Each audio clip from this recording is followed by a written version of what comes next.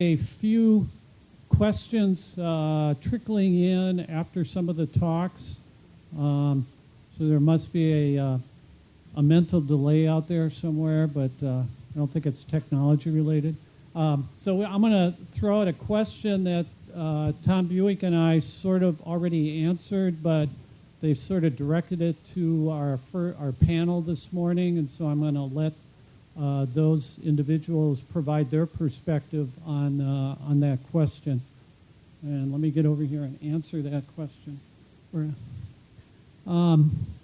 Following on the statement that a graph depicting the logic model can say a lot, what is the panel's opinion of other graphics, algorithms, diagrams strategically placed in the narrative to illustrate more complex methods or management plans?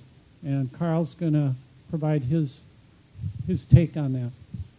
Yes, I think most panelists would think that's actually a very good idea. If you have a strategically, the key word there would be the strategically placed. You don't just throw a picture in there to have a picture in there, but if you have a photograph that shows something that is critical to your perspective that you're trying to get across, that's great. You can say a lot with just one short picture. And if you have a graphic, either an XY plot or a bar graph or anything like that that shows a whole lot of complicated data very clearly and very visually easy to see, that gets your point across, and it actually may save you, it counts towards your page limit, but it may actually save you a lot of words and improve your ability to get all that information in your space limit. So I think it's great when you can do it. So. I'll add the caution to that one, which is it sounds great, but don't minimize your graph to the point where it's, 1/16 of the page, because at that point, when you have eye strain as a reviewer, you're really not going to care for that. And I would just like to support that and say that a graph would add to the narrative and give the reviewer more insight on what you're trying to propose. And if your words or your texts are going on and they're repetitive, the graph would give a better support for your proposal. Okay, thank you. Okay, we're going to start the afternoon session now, and we have a collection of 3 presentations as part of this session, which we've entitled Public-Private Partnerships. And the first 2 speakers are sort of a tag team again, although not as tagged as Tom and I, but still a tag team. And before I bring them up, I'm going to introduce Mary Pete, who's going to in turn introduce them. Mary is Division Director in Plant Production at NIFA, and she has a little something for John and Nancy. Okay, thanks, Dan. It's great to be back in Greensboro, so thanks to A&T for hosting us. Dan mentioned I'm now with NIFA, but I was almost 30 years at North Carolina State University, and during that time I worked with both Dr. Creamer. In fact, I saw her when she was interviewing for her job, and I think you were pretty pregnant then too, weren't you? Yeah, so that was a few years ago, and I've known John for a number of years too. One time I saw John working the produce department at Whole Foods, and he told me, well, that was the way to find out about produce. And I thought that was a great idea, and definite dedication. The produce was pretty good that time, too, I noticed.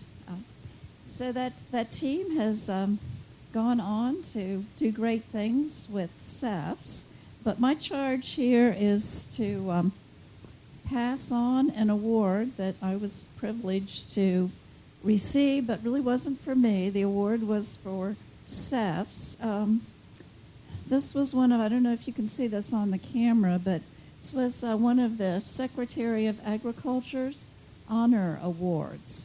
And these are very prestigious. There are only a few given out each year. This particular award was given to me personally by Secretary Vilsack and Kathleen Merrigan, Deputy Secretary. So So I had my brief moment of fame, but now I'm going to pass it on. The award is actually to CEFS, that's the Center for Environmental Farming Systems, and it's offered jointly to North Carolina State University in Raleigh and North Carolina A&T University in Greensboro, as you know. And the citation reads, for outstanding achievement in creating a statewide inclusive movement to build a sustainable local food economy in North Carolina through engagement and partnership. So, John, you want to come up to?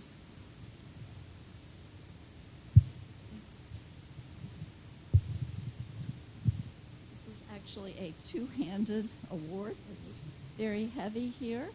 And there are a total of almost 30 individuals included in the award. And there are also 30 sort of desk clock things, which I'm going to leave to the team leaders here to distribute. So congratulations, John. Thank you. And this one reads to A&T. So Nancy, do you want to come up?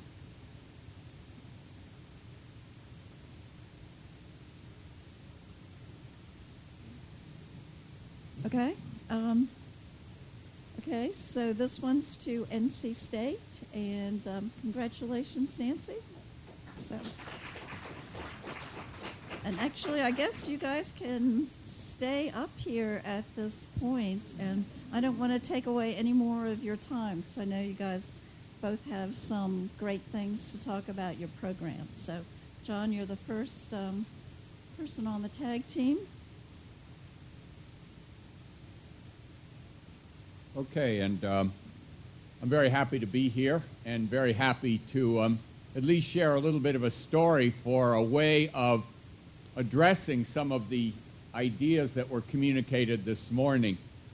As we sit there and listen to all of the charges from the panel and how to write and put together a program logic model, you begin to say, wait a minute, you know, this is for somebody else. I can't do all of this stuff. And the only thing I'm here to say is that a response on a complex call for proposals requires a complex response. And it's probably more than any one individual can do. But very logically, a team can put together a very impressive response.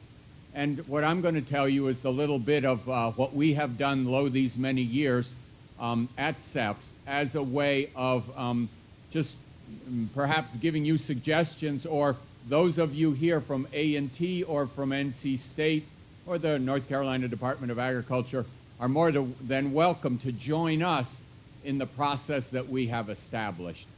We've got about 7 A&T folks involved right now, staff and faculty, so we've got plenty of room. There's a lot of work to be done.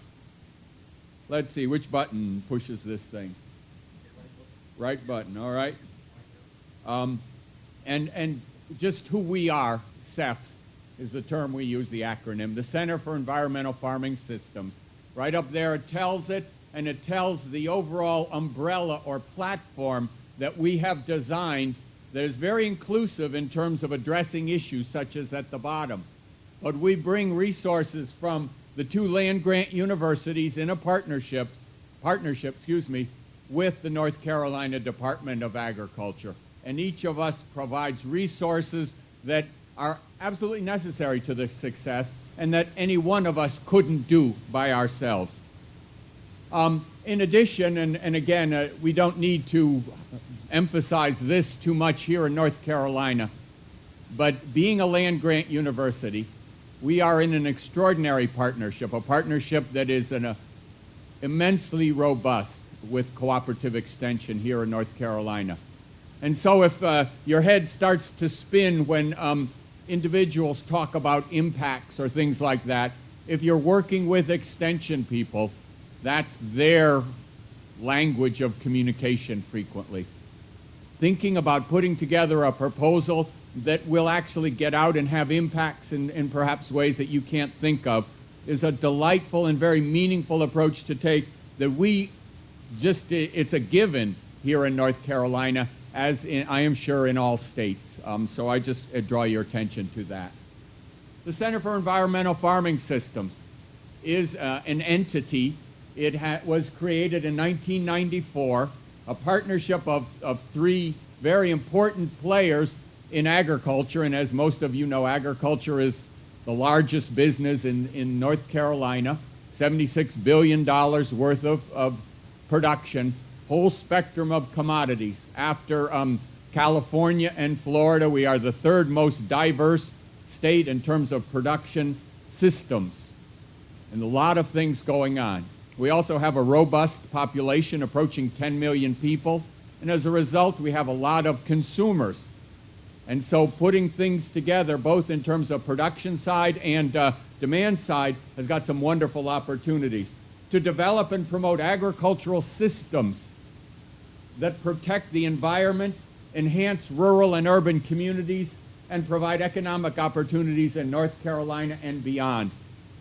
So again, the ways in which we could be an umbrella or a design that would be of use to you, even in the specifics of what you're interested in, if you think in these terms, they will lead you to the impacts that they were talking about. And it's a partnership. This is our farm out here at A&T, 450 acres right out here, School of Agriculture and Environmental Sciences. And we're here and we're across the state because of our land grant situation. But more than that, and this is just, you can't see it there, but it's the idea is we've got a graphic that lays out the history of who we are and what we've been doing. And it's 20 years we're going on as a partnership, beginning back just thinking about sustainable agriculture and environmental issues, and then moving on into recognizing the need for partnerships beyond the farm, outside the farm gate, and into the community. And now we get calls in terms of the health providers, Blue Cross, Blue Shield, and others, recognizing that it all fits together. So this is just the first page of what's going to be a very long history, I'm hopeful, that will have an impact in the lives and economics of North Carolina. We do a lot of things, and again, being land grant, we tie together looking at research, relating that off the farm into the market. We've got to produce things that people want. And then, as the health service people are saying, it's got to be good for us. I mean, why do we, so our ag asset use and marketing and business, it's got to be economically viable. It's got to connect with the community all across the state, as well as the youth. The leaders of tomorrow have to be involved in this conversation as well. We've got multiple programs, and Nancy's going to talk more about these, but they tie together fundamental ag research on into the economic aspects of this stuff, and then ultimately connecting with the community. We range from a 220 acre, 81 hectare research area that is totally systems with many, many disciplines involved, right out to community engagement processes and trying to connect it all the way along. We are trying to take this question of local very seriously in the sense that it's a complicated topic. What does it mean? Let's have a conversation about that. What does it mean for consumers? What does it mean for producers? And get in there and find markets that can be developed that are of mutual benefit for producers and consumers. So we are in the thick of these kinds of conversations, trying to understand and research and provide scientific base for things that can work, as well as using extension in each of the counties to try to bring it across and into the immediate environment of the county itself. And things go on, and you come up with a scientific answer or a technological solution, but there are many, many ways that this has to be worked through. So if we're going to get to the impacts that they're looking for, if we're going to try to actually bring about change in society, in food choices and in those kinds of things, there are many ways in which this has to be understood and moved in order to actually have those impacts. So we are in conversations with many different people. We're working with businesses because they are actually distributing inputs and outputs public officials. We've got county commissioners and others offering land for beginning farmers, for example, because of the issue of trying to find land available for beginning people to start off. We've got the health practitioners, as I've mentioned, and a lot of people with a lot of different interests. But here in North Carolina, the way we've done it is we've done it with a big tent approach, just as in our design. People from Farm Bureau and the various commodity groups are informed and are participating in what we're doing. May not be exactly within the way they would do it, but we're very much making sure that we do not alienate anybody. We don't push anybody out of this thing. But it is to create niches and economic opportunities for producers, as well as providing good food, land preservation, and some of these other issues. So we are working within, but we've also got connections outside. And here again, for researchers trying to find what are the topics that can make sense, we have connections with a variety of different groups that can help formulate the question in a way that actually may get funded. That expertise can be found all across campus. Even at a land-grant university here, I'm struck by how many people do not understand the land-grant model and what we're doing. And the opportunity to connect with people in School of Education or in business or things like that, School of Nursing, in order to make things happen. And then moving beyond that and getting out of the discipline rigid base. It's there, it needs to be there in terms of a starting point. But going forward from that is the opportunity that these kinds of grants provide. And as we move forward, then we can have conversations on design and implementation and reporting. The issue that I would bring up, though, is that in this kind of process, it doesn't just happen overnight. You don't put together a winning team to submit a proposal to one of these calls. It's over time. You work on things, you try, you build up relationships, as we have been doing. And from there, then, you can pick and choose the members to create your core team for a proposal and make things happen. But if you just get together and, you know, here it is, the call has come and we've got to get a proposal in, and who should we call to be part of that team, and we kind of look through the telephone directory and come up with names, that doesn't work. Our experience is that getting to know people and understanding each other's expertise creates a way to have a winning combination. So I just wanted to emphasize the long-termness of this, and again, the value of joining something like we've got going. Why bother? I mentioned consumer interest. There is great consumer interest in some of these specific areas, and wonderful opportunity for us here in North Carolina, where local agriculture still is very robust. Economic development, trying to track multiplier effects. Someone was talking about that earlier, and trying to document some of these things. There are different models, different ways of counting it, and great value for some of the stakeholders, especially the funders. Public health and community awareness. I think we were talking the other day, and my understanding is that, for example, 25% of the young men who are young people, it's not just young men who apply to the military, are overweight to the point where they cannot apply for a situation in the military. The issues of diabetes and obesity and their implications for health care.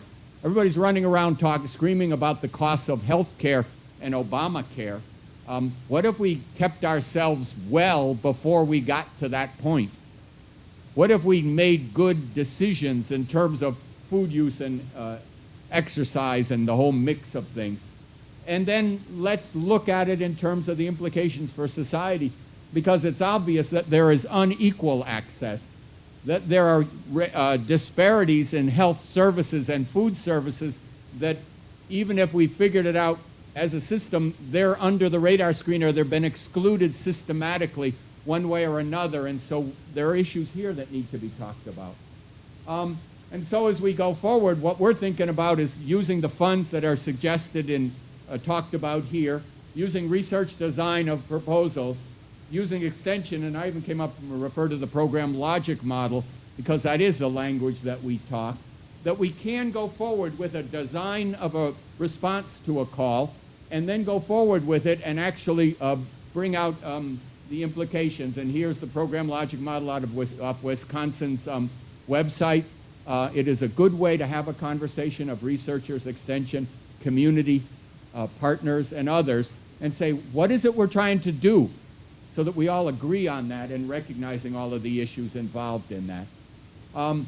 Needs assessment, again, is an extension idea, but we need to design something that's useful.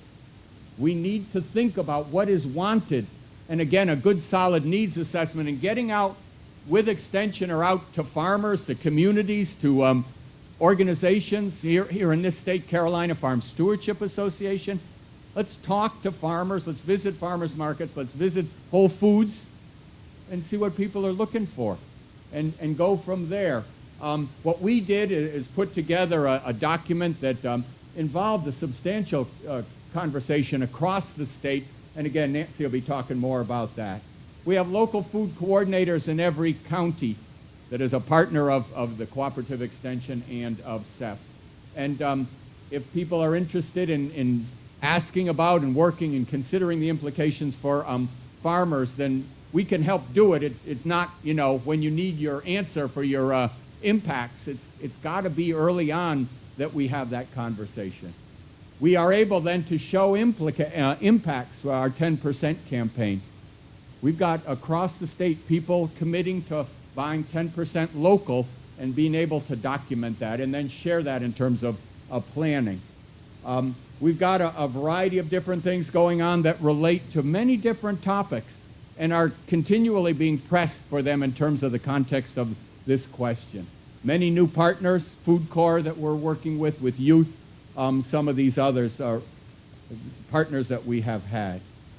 So therefore, what I'm suggesting is that CEF serves as a model that has developed historically as a partnership in terms of academic programs.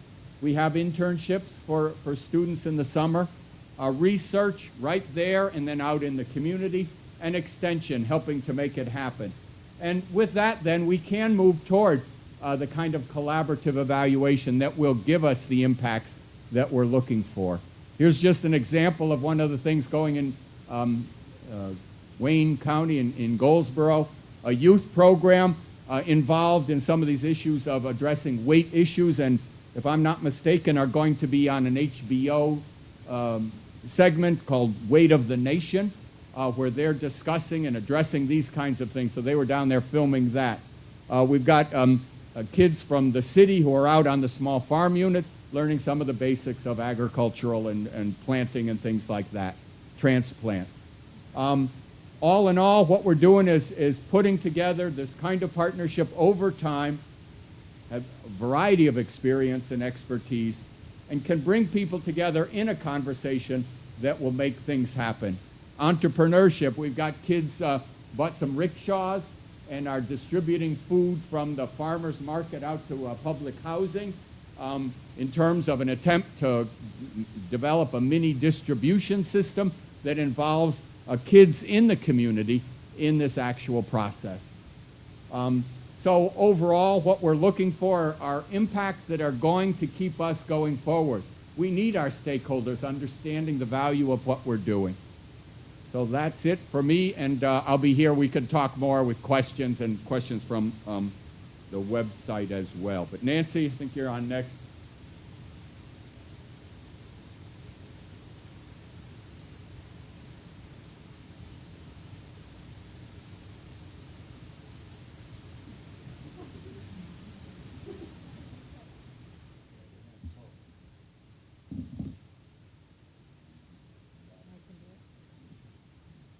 Okay, thank you. First rule of partnership is play to your strengths. And so John, in his very big, booming voice, is the perfect after-lunch speaker as compared to myself. So I'll do my best. I am rather soft-spoken, although my daughter, who's now 18, the one I was pregnant with, would probably argue that point with you, as I used to yell at her sometimes. So what I'm going to do is really walk you through our evolution with partnership and how I kind of, when thinking about how to talk about this, I'm going to talk about it as concentric circles and where we started and how we built on our original partnership, how we added the layers and what each of those layers meant to us, what the opportunities and challenges were about that. So just to note, USDA has actually been with us every step of this way, funding our programs, thank you very much, since 1994. Second rule of partnership is kissing up sometimes, right?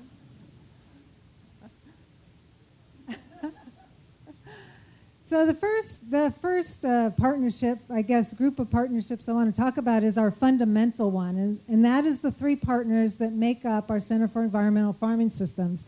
Now, this partnership came about by being influenced by outside stakeholders who at the time were really interested in the universities and the Department of Agriculture looking at sustainable agriculture because we were having fish kills and environmental issues emerging around hog pollution at the time, and so they were really advocating and pushing the university. And so the way it works, we're a 2,000-acre facility, the center as it started in Goldsboro, North Carolina. The Department of Agriculture owns and operates the farm and hires the 23 or so staff that drive the tractors and do the equipment and help us implement our research there.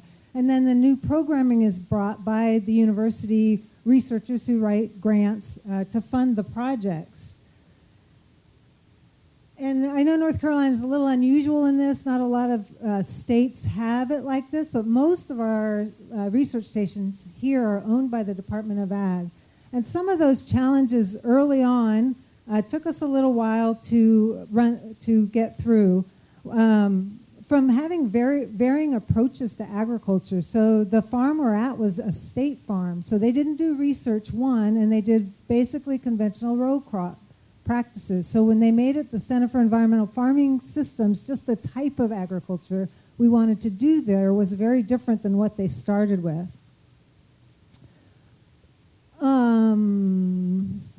But some of the opportunities about working together, stronger programs, and able to integrate there at the center research and extension and academic programs, and also work with a much broader group of partners and audiences and expertise.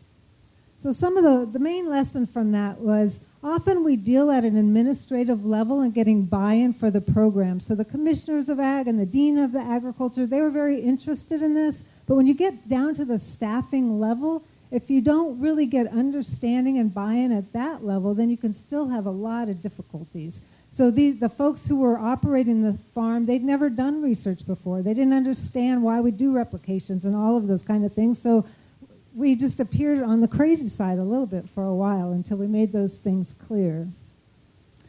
So the next concentric circle beyond the fundamental relationship is our agricultural stakeholders. So what was innovative about that time was bringing together sustainable agriculture and conventional agriculture. So we had a lot of sustainable ag groups and a lot of conventional ag groups who really partnered with us in developing our center.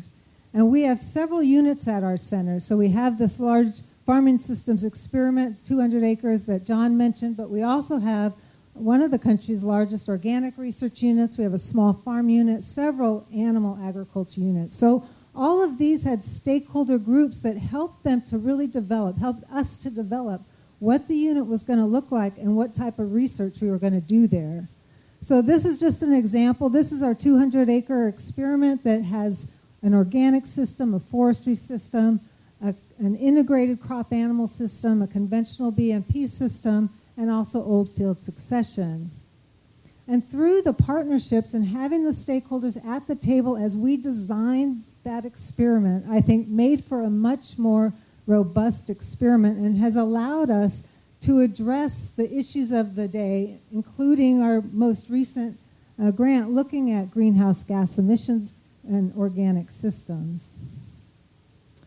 Some of the challenges at that level, I put internal challenges in here as well, and that's the challenges we as faculty might face within our own institutions as we start working with stakeholders in interdisciplinary research and long-term research. the tenure and reward system, while we had all kinds of support at the administrative level, tenure decisions start at the faculty level. And so if you don't have the faculty bought into you working on interdisciplinary, longer term, partnering with stakeholder groups and those kind of things, then you might not even get out of the gate. And we've had to mentor lots of faculty who have to work through their own departmental structures. Same with money flow and how grants are tracked. Some of the departments think if you don't get a certain amount of money out of a big grant that you're not really a player, and that's not necessarily true if your type of research doesn't cost as much or you have different needs. So you might be a full participant with your brain power and everything else and spending a lot of time, but might not show it in the dollars that you get. Some of the external challenges, I put definitions here. I don't know how many years, 30 years maybe, we all spent trying to define what is sustainable agriculture. And I'll talk to you a little bit about the lessons we've learned about that. Coming up with a shared vision as we brought different kinds of people with different outlooks about what agriculture should look like. And then keeping stakeholders engaged.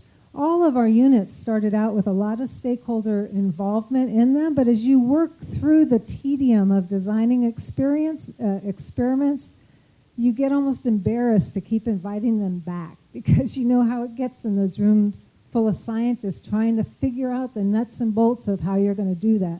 The stakeholders added a complete level of, I guess, credibility and really helped us vision what to make it. But it's hard to keep them engaged when you start arguing about some of the specifics of experimental design. So the third level of partnership was with environmental groups. And these were environmental groups that were trying to impact agriculture. Again, at the time, there were all kinds of fish kills in the news and lagoons spilling over. And the Kellogg Foundation had put out a call for proposals specifically for community university partnerships. So we applied and received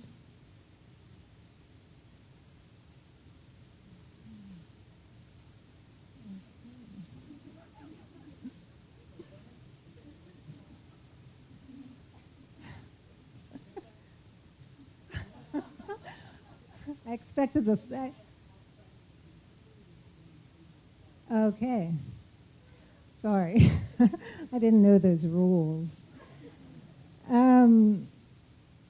So we partnered with a bunch of the environmental groups that were basically, they were working in the state at the time with lawsuits trying to shut down conventional swine production in the state. And so our premise with them, and it was myself and a woman I had met for the first time from Sierra Club who came up with this idea of kind of on the premise of put your money where your mouth is. If you don't like how it's done and you want it done differently, then you have to purchase the products coming off farms that are doing it in the way that you would like it to be done. And so we started this project called North Carolina Choices that was actually an acronym. It's been so long ago now, I forget what it all stood for. But we worked with all the major environmental groups in the state. The Sierra Club at the time could push one keystroke and reach 17,000 members. So that's a big pool of marketing if you can market them sustainable meat products coming off other kinds of farms. So what we learned through that, we did have plenty of market. All of those groups engaged with us and were interested in purchasing products. We also had a lot of farmers who were very interested at the prices that were available and producing for those markets. And what we learned was what everybody knows now is basically our local food system is broken. To be able to do that within our state, we don't have the right processing. We don't have professional packaging by the meat processors that are around there. Nobody could do value-added products like bacon, transportation, aggregating product. This is in a state where we're the second largest hog producing state in the country. So that infrastructure is there for the folks who are in that contract ag system, but for the folks who wanted to do it anyway differently, that structure was not there. And so that really launched us into big time working statewide in all of these other areas.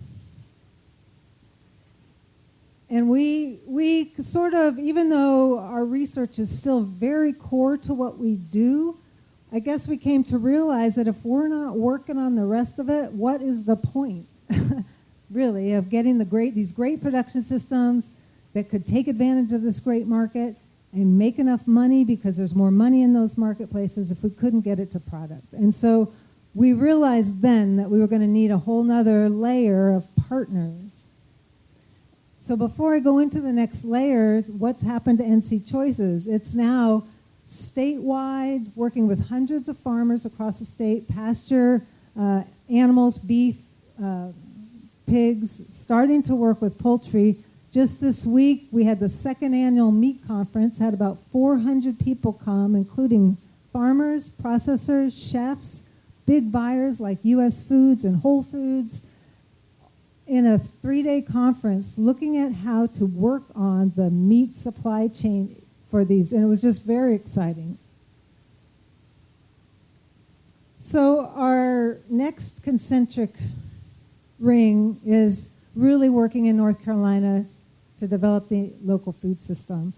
And so look at the groups we're working with now. And because when you think about who's involved in the food system, when we started a statewide initiative to write a strategic or a state action plan, we wanted an advisory committee, and we wanted one representative of each sector of the food system. We ended up with 82 people on that, which is crazy for an advisory committee, but who do you leave off?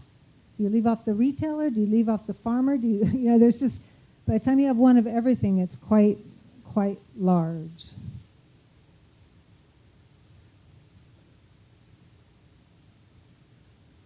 But we feel, unlike we felt for a lot of years working in sustainable agriculture, that there's now really, it's a time for transformative change.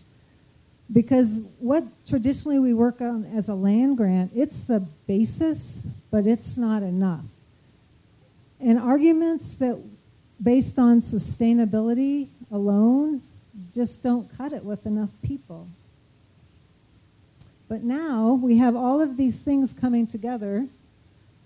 There's so many people coming to care about agriculture again. I mean, I think, Tom, your points earlier about the impact, it's much easier to make that case now. People are much more aware of the importance of agriculture from a whole bunch of different standpoints. Rural revitalization, economic development. So it was very easy to get to the table, the economic developers, the county government officials, the people from Department of Commerce, the people from the health folks. All of these folks are coming to the table because they think local foods is a way to impact their particular issue. So in 2009, as we looked around the state, there's just a gazillion organizations and groups working on various aspects of local food systems. And we had several state-based funders, mostly tobacco settlement money, that were funding a lot of local food systems initiatives. And they're asking, like, we keep funding these things, but as a state, we don't have any momentum. Because they might fund an incubator farm in one part of the state, or a new market in another, or a production system over here, but it's not developing any forward momentum. And so they funded SAFs to really bring people together. So for a year and a half, we hosted regional meetings across the state. We had working issue teams that dove into the 11 top areas that emerged from those regional issues. We had a statewide summit. That's our governor there speaking to it. It sold out. And we didn't want a plan that would just sit on the shelf and gather dust. So we focused these working issue teams to come up with the game changer in their area. What was the next big thing around farm to school or institutional markets or raising consumer awareness that would move the state forward? So we had 11 game changers. And I've got this. This is the document. That's the strategic plan. It's on our website, or if anyone wants to look at this, you can. And so now I can tell you, probably it's been almost a little over 2 years, almost all of the game changers now have been completed. And the reason is the process that we went to with all the partners that we had, at the end of it, they were all very bought into what the game changers were and wanted to see these things come to fruition. So one of the first things was to have a statewide legislated Sustainable Local Foods Policy Council that could keep the momentum going. So the Commissioner of Ag is chair of that council. I'm the vice chair. We have the state health director on the council, the Secretary of Commerce, and 24 other folks representing different parts of the food system. Another one of the game changers was a consumer campaign where we could ask individuals and businesses to commit 10% of their food dollar to local food, because that would mean $3.5 billion to the state's economy circulating in North Carolina. And so we partnered with Cooperative Extension, who, as John said, designated a local food coordinator in every county. We have a website that changes as people sign up. They get a weekly email, how much did you spend on local food this week? And this changes in real time. What's been really shocking to us is the number of businesses that have wanted to commit.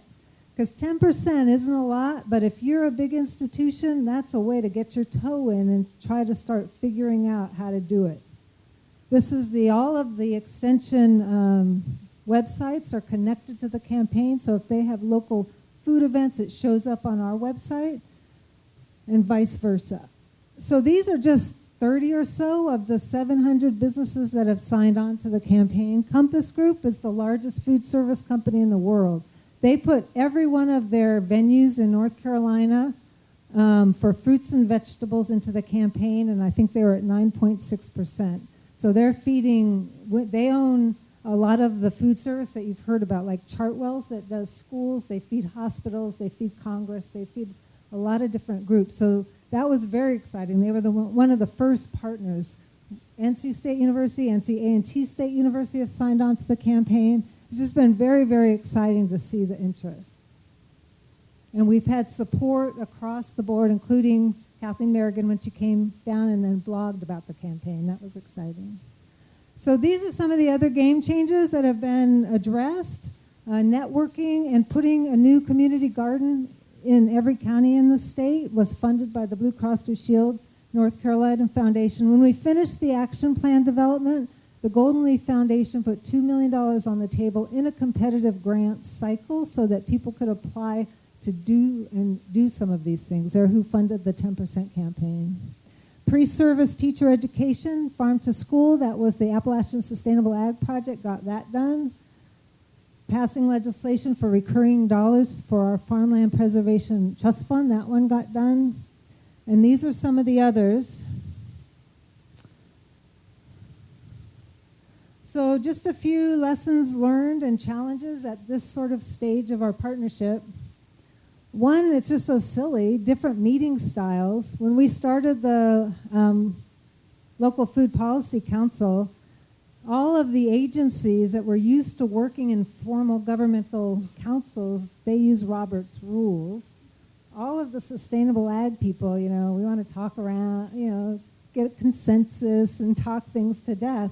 And bringing those people together, the first year's worth of meetings were very tense because the sustainable ag folks didn't feel like they were getting to say anything. It was going so fast with all of these, rules and motions and all of those things. So just something, when you're working with partners, you really have to understand the culture of the partners that you're working with.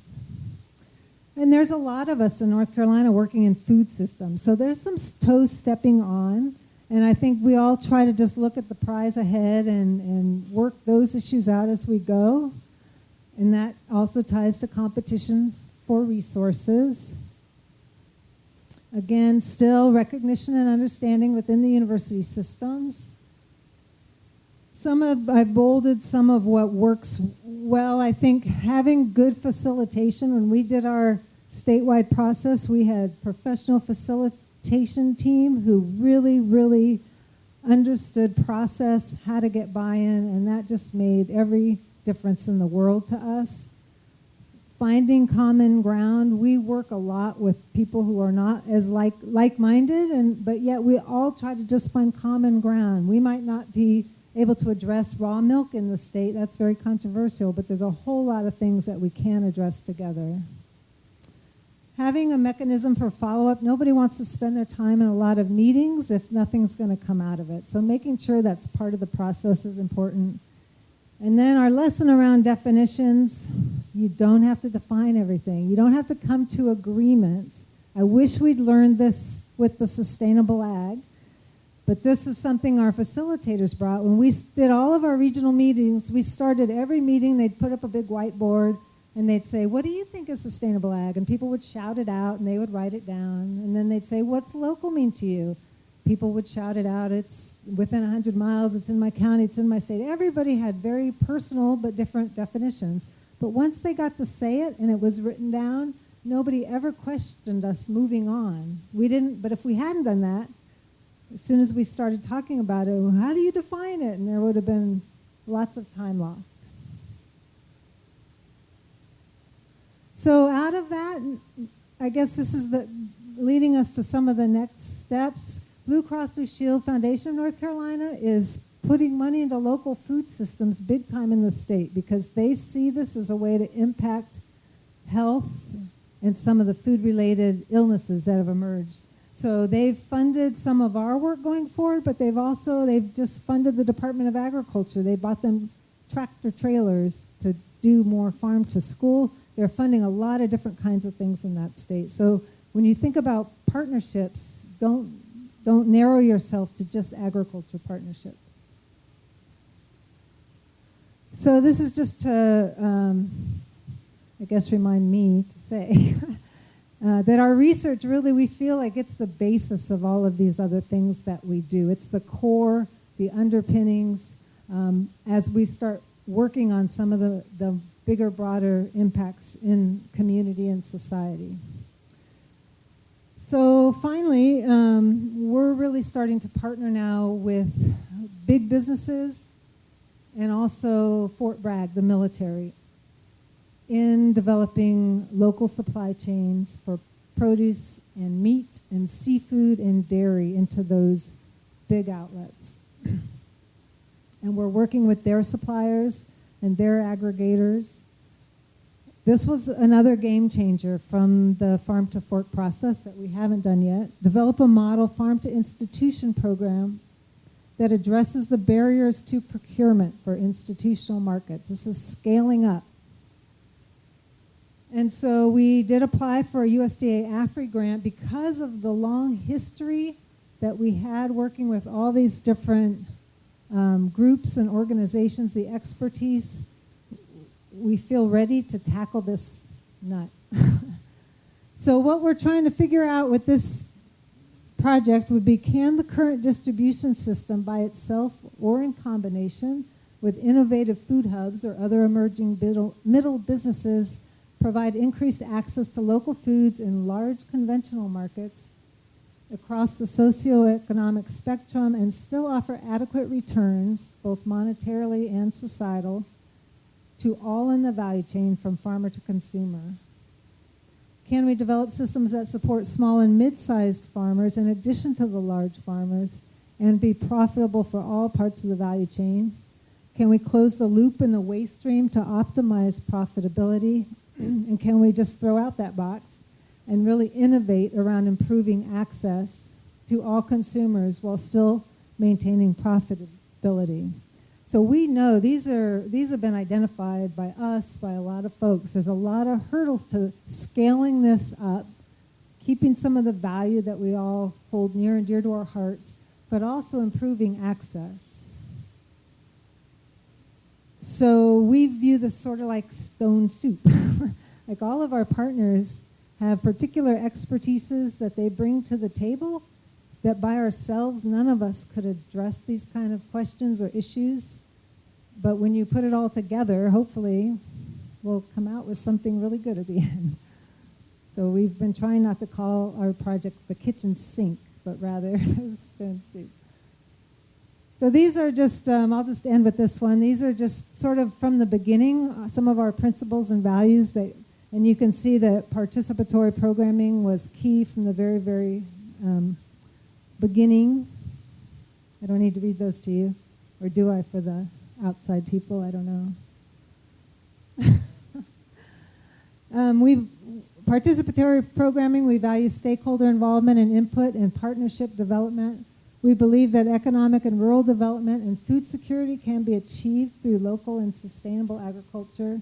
We speak to the positive and focus on building bridges and finding common ground. We are committed to educating and training young people. We celebrate complexity from soils to graduate students. And we seek to support farms of all sizes and scales. That's it. Thank you. Do we have any questions from the audience? Bad sign. Do we need more cake? That was rhetorical. John, come on up with a question. I just had a quick question. I noticed that there was a nice legislative slide up there. Is this something that you've actually been able to get written in as a funding item at the, I believe that was the state level? So kind of a sustained funding for this project at a state level? Yeah, this has been legislated and it's been housed in the Department of Agriculture. So for now, we've had grant funding. The Department of Ag actually wrote a grant to fund the staffing of the council beyond the staff they've assigned to the council. So we have the council and we have willing participants and we have some staff, but not a permanent legislative staff. Yeah, we've had the legislation passed now twice. I have a question. This is a 20-year effort, and it's sort of evolved over time. And I'm guessing, and I really like the presentation with the concentric circles and how you brought that in. I guess my question is, and I sense that that's sort of a look backward, and rather than a thoughtful plan as you went along. So I guess, and I'm not sure where I'm going with a question, but for people that are just starting out in a smaller project, a less ambitious project, would you, I guess you are promoting this sort of concentric circle idea and getting that core group and then continuing to add to it, but are there any other nuances or differences for someone starting a smaller project and trying to get these partnerships going, especially the public-private ones? Yeah, and I'll just say real quick and then let John say, but I think it really is a look back. I don't think we ever imagined when we started this that we'd be partnering with the military base or health professionals or Blue Cross Blue Shield or any county commissioners. But I do believe that you really have to have a fundamental core, and maybe the things that you learn while doing that allows you to branch out like that. And I was going to say something else, but I can't remember. Well, don't expect me to remember it. And I just say that we began with a systems approach, I would say, given that it was the sustainable agriculture effort up front. And I'd certainly have to try to figure out what wouldn't work in that model. That if we start from anything nowadays and try to get impacts, it's going to have to go, it's going to have to start from that perspective and understanding each other, the old farming systems research problems of having different disciplines talk to each other and understand the contribution that each is making. I think was very important, at least from our starting point. I think I'll just add, I think for us, the one thing that was very helpful early on was having this place. What we called then our Center for Environmental Farming Systems, now we view that as more of a program than a place. But when we started, that gave faculty from both our institutions a place to come together, something to plan around, a way to work together. Back then, in the olden days, we were all fairly isolated in our own individual departments. There might be 2 or a couple people in every department that had this focus area. So giving us a way to come together and support each other and work together was really very important. Other questions?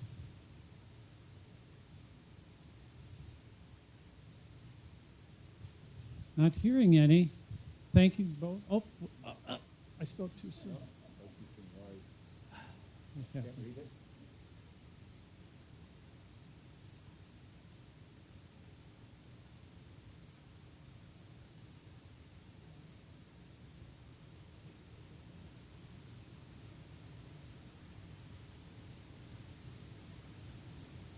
Oh.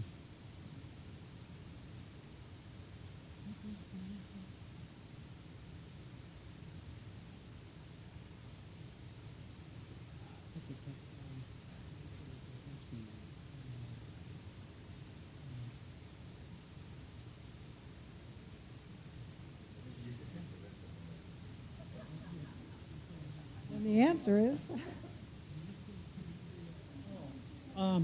I guess it was following up on my question, an excellent question, by the way. And obviously they understood that. I'm not sure what they're, I guess they pretty much reiterated what John said about the systems approach and then again asked my question about smaller scale projects, but I guess their final question or final piece of this question is there initial grant app or grant program available to start something like that you're aware of? Well, one of the things is as we worked on creating the Center for Environmental Farming Systems, we deliberately created it so that nested projects could be embedded in each of those areas, and then they also pulled us out. So for us, it was the SARE project funding that were the ones that got us started and were broad enough in terms of the partnerships that allowed us to actually make function the platform, and then multiple other projects came in. So for us, Southern SARE really has been very supportive of the stuff we did. Yeah, I think that I'll just add to that point. You know, we set up this big 200-acre experiment with SARE's help, but then within that, we designed it in a way that different researchers could write very targeted, specific, single discipline questions, really, through NRI and now NIFA and all, to be able to nest those projects within the context of that experiment. So that was an important factor for us. Okay, thank you both, Nancy and John. That was really very interesting.